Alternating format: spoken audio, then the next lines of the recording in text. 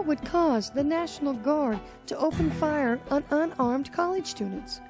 That is what happened on the Kent State University campus in Kent, Ohio on May 4th, 1970.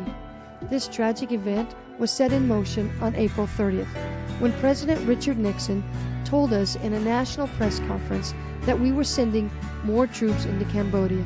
And he said, "We take these actions not for the purpose of expanding the war into Cambodia, but for the purpose of ending the war in Vietnam and winning the just peace we all desire."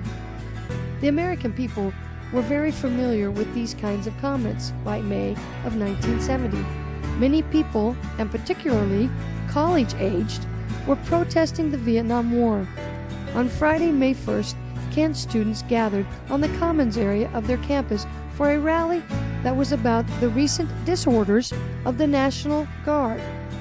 The group then moved to downtown Kent to the area known as the Strip.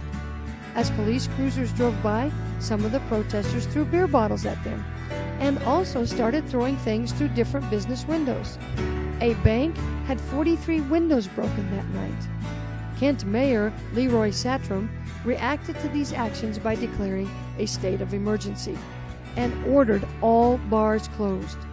The police then confronted the crowd and forced them back to the campus using tear gas and nightsticks. There was $5,000 worth of damage done that night to the different downtown businesses.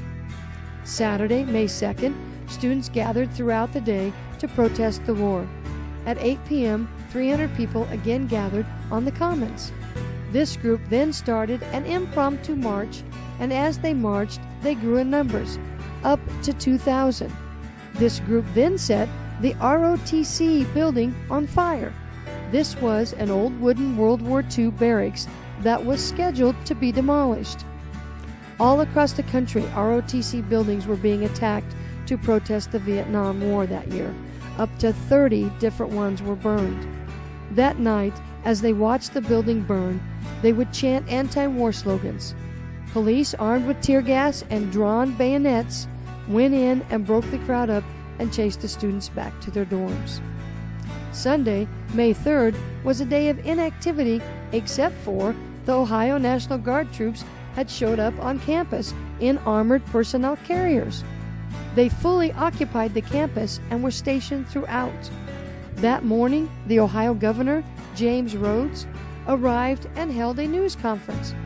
Rhodes was running for the Senate, and he saw this situation as a perfect time to show everyone how serious he was about his law and order platform. He gave a very inflammatory speech.